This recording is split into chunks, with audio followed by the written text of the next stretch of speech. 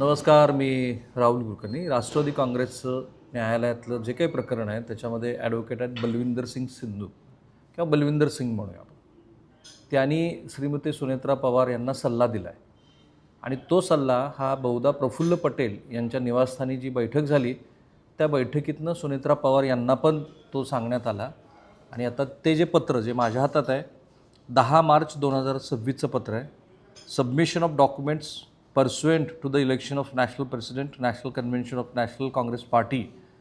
ते पत्र परत घेण्याची वेळ सुनेत्रा पवार यांच्यावरती येणार आहे. कारण हा संदेश श्री सिंग यांनी दिला आहे की हे जर पत्र असंच्या असं लागू झालं तर सुनेत्रा पवार यांची निवड आणि पार्थ पवार यांची राज्यसभेवरची निवड दोन्हीही धोक्यात येणार आहे.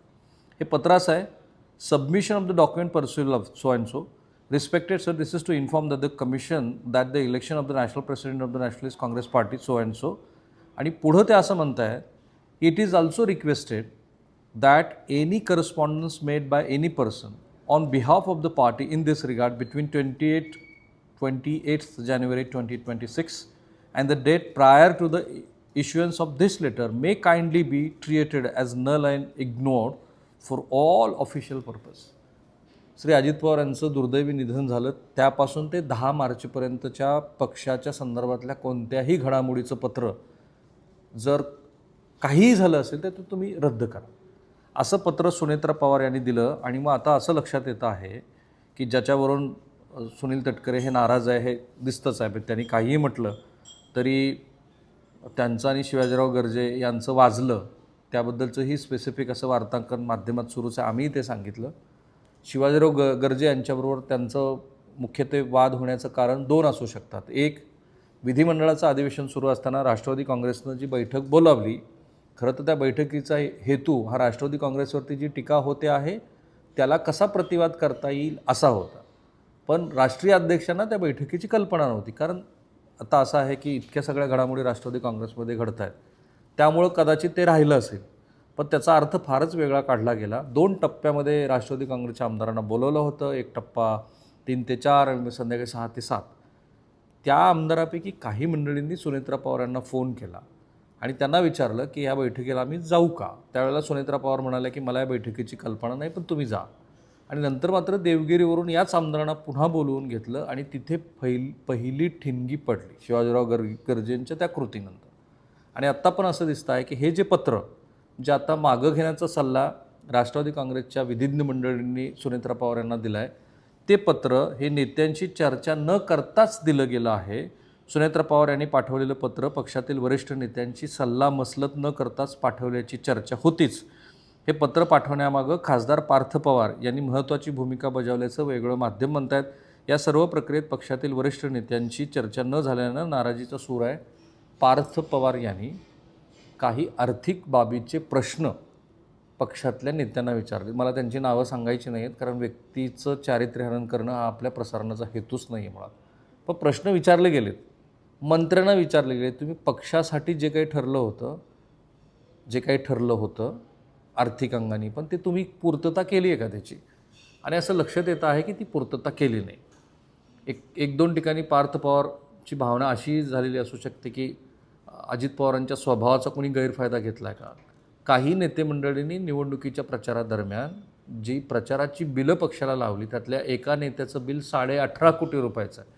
ते 18.5 कोटी रुपयाचं बिल हे लॉजिकली बरोबर आहे का वगैरे.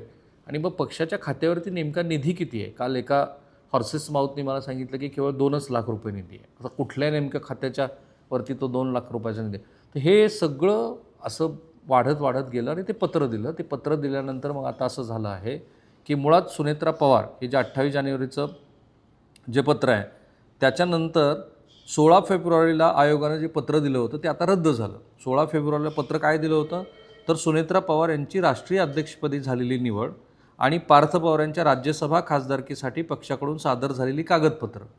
आता मधल्या काळात म्हणजे अजित पवार यांचं दुर्दैवी निधन झाल्यापासून ते 10 मार्चपर्यंतच्या मधल्या काळातल्या ह्या ॲक्टिव्हिटीज आहेत. आता त्या ॲक्टिव्हिटी जर पुढं चालू ठेवायच्या असतील तर हे पत्र हे नलिफाय करायला लागेल. म्हणजे जे नलिफाय करण्यासाठी दिलेलं पत्र आहे ते नलिफाय करण्याची आत्ता वेळ आलेली आहे. आणि त्यामुळं असं म्हणत आहे की पार्थ पवार आणि सुनेत्रा पवार यांची राष्ट्रीय अध्यक्ष म्हणून झालेली निवड आणि खासदार म्हणून झालेली जी निवड आहे त्या निवडीमुळं आत्ता नव्याने एक पत्र द्यावं लागेल. हे पत्र जर कोणी गृहीत धरलं नाही तर या सर्व प्रक्रियावरतीच प्रश्नचिन्ह उभा राहील. सध्याच राष्ट्रवादी काँग्रेस अंतर्गत ज्या काही घडामोडी सुरू आहेत त्या घडामोडीमुळं असं कुठेतरी पुन्हा कायदेशीर तिढा होऊ नये यासाठी ते पत्र. मृणालिनी नानिवडेकरांनी एक दैनिक पुढारीमध्ये त्यांचा बातमी आहे आणि त्यांचा एकूणच राजकीय क्षेत्रातला वावर पाहता त्याच्यात मला तथ्य वाटते. सुनील तटकरे यांच्या विरोधामध्ये पवाराचं भावबंधन असं त्या बातमीचं शीर्षक आहे. आणि जो कालही प्रश्न विचारला आणि बहुधा सुनील तटकरे आणि मंडळींना हे वाटतंय की राष्ट्रवादी काँग्रेसचं ते पत्र बाहेर आलंच कसं. तटकरे हे अजित पवारांच्या वाटचालीतले अत्यंत महत्त्वाचे मित्र आहेत. अजित पवार यांची पहिली उपमुख्यमंत्री पदासाठी जी निवड झाली त्याची सुरुवात तटकरे यांच्या निवासस्थानात झाली होती. 2017ला आम्ही जेव्हा पहिल्यांदा बातमी ब्रेक केली की पवार कुटुंबामध्ये मतभेद आहेत, ज्याच्याबद्दल तेव्हा खूप पवार कुटुंबातल्या सदस्यांनी सुद्धा त्रागा व्यक्त केला होता, ती पहिली बातमी होती जी आम्ही महाराष्ट्राला सांगितली. आणि नंतर 2019ला जो सकाळचा शपथविधी झाला त्या शपथविधीच्या दरम्यान आमदारांना एकत्रित करण्याची भूमिका ही कायम सुनील तटकरे आणि धनंजय मुंडे वगैरे मंडळींनी बजावलेली आहे. ती वस्तुस्थिती आहे. म्हणजे सुनील तटकरे आणि अजित पवार हे तसे खूप राजकीयदृष्ट्या जवळचे होते आणि सुनील तटकरे अनेक वेळा सांगितले की गेल्या 30-35 वर्षामध्ये अजित पवारांचं आणि माझं मैत्रच होतं. ते मैत्र असूनसुद्धा मधल्या काळातल्या ज्या घडामोडी घडल्या, विशेषतः सुनेत्रा पवार यांची राष्ट्रीय अध्यक्षपदावरची जी निवड झाली त्या सगळ्या निवडीच्या वेळेला सुनील तटकरे आणि प्रफुल्ल पटेल यांच्यावरती टीकेचे वार होते. ते टीकेचे वार कोणाकडनं होते आणि आता ज्या वेळेला हा विमान अपघात घडला आहे या क्षणापर्यंत तरी माझं मत आहे की तो विमान अपघातच आहे. अत्यंत निष्काळजीपणे त्या विमान कंपनीनं ते विमान दिलं होतं अजित पवारांना. त्याची परिणिती त्या अपघातात झाली. ज्या पद्धतीनं त्या विमान अपघाताचा तपास होऊन महाराष्ट्रासमोर जे प्रायमरी फाइंडिंग्ज आपण म्हणतो ते आलेले नाही आहेत ही वस्तुस्थिती आहे. CBI चौकशीचं पण काय पुढे झालं माहीत नाही. ज्या दिवशी राष्ट्रीय अध्यक्ष म्हणून निवड झाली आणि हे विमान अपघाताचं प्रकरण, ह्या सगळ्या प्रक्रियेमध्ये रोहित पवारांनी टीकेची धार जी काही जोड उठवली आहे ती सुनील तटकरे आणि प्रफुल्ल पटेल यांच्यावरती आहे.